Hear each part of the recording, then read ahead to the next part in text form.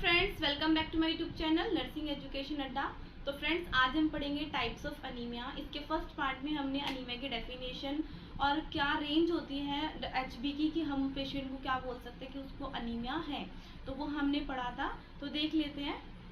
Anaemia, normally anaemia क्या होता है, ब्लड के अंदर आरबीसी का लेवल या एचबी का लेवल कम हो जाता है, जिसकी वजह से उसकी कैरिंग कैपेसिटी कम हो जाती है, ऑक्सीजन कैरिंग कैपेसिटी कम हो जाती है और ब्लड में बॉडी के अंदर ब्लड ऑक्सीजन की कमी के कारण हाइपोक्सिया कंडीशन आने लगती है, पैलर की कंडीशन आने लगती है, ये सब सिम्टम्स दिखने लगते हैं। ठीक है, तो अनीमिया के टाइप हैं मॉर्फोलॉजिकल डिवीजन एंड ईटोलॉजिकल डिवीजन। इसको 2 पार्ट में डिवाइड किया गया है, क्लासिफाइड किया गया है।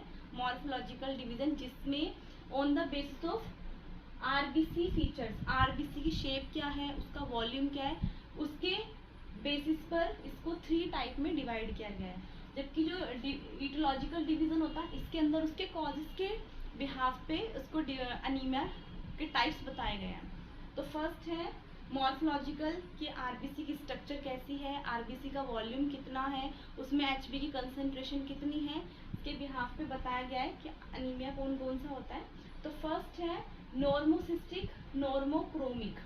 ठीक है, नॉर्मोसिस्टिक, नॉर्मो का मतलब होता है नॉर्मल, क्या होता है नॉर्मल, सिस्टिक मतलब आरबीसी सेल। ठीक है, आरबीसी का नॉर्मल लेवल।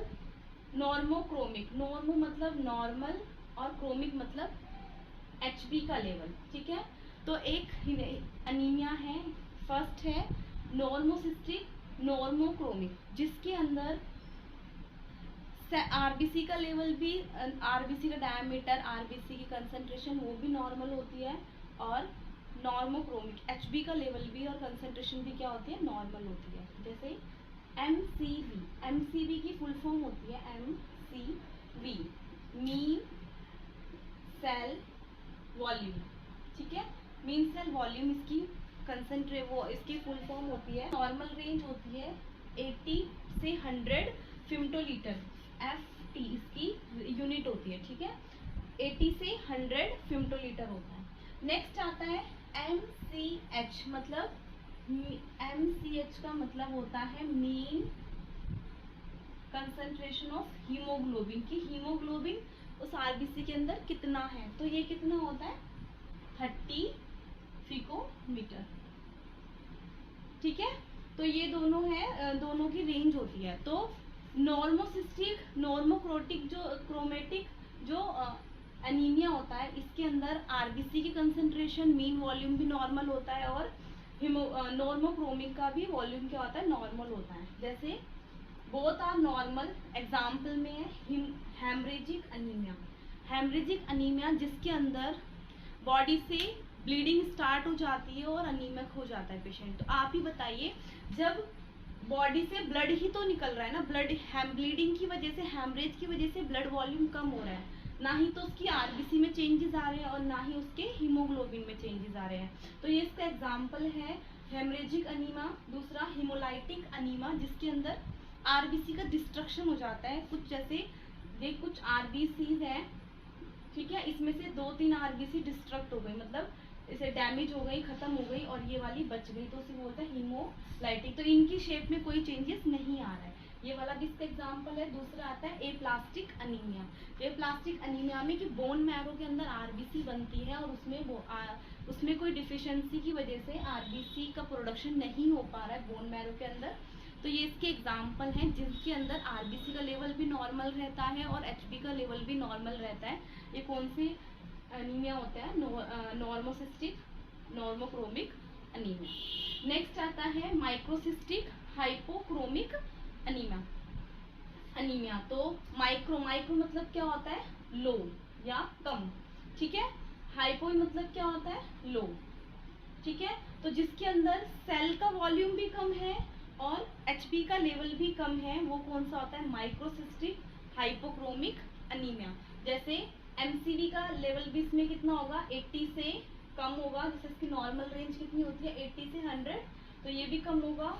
और एचपी का मतलब हाइपोक्रोमिक, क्रोमिक मतलब एचपी का लेवल भी क्या होगा इसके अंदर, एबनॉर्मल या डिक्रीज होगा। जैसे आयरन डिफिशियंसी अनीमिया, जब आयरन डिफिशियंसी अनीमिया होता है उसके अंदर आरबीसी का क्या होता है, आरबीसी के वो जो वॉल्यूम है वो क्या होता है उसमें कम होता है, ठीक है, और एचबी का लेवल भी उसमें कम होता है। ये था iron deficiency anaemia, protein deficiency anaemia, thalassaemia बोलते हैं इसको। ये था सेकंड। अब आता है थर्ड, माइक्रोसिस्टिक नॉर्मोक्रोमिक। देखो अभी से मतलब है, माइक्रो मतलब क्या है ज्यादा,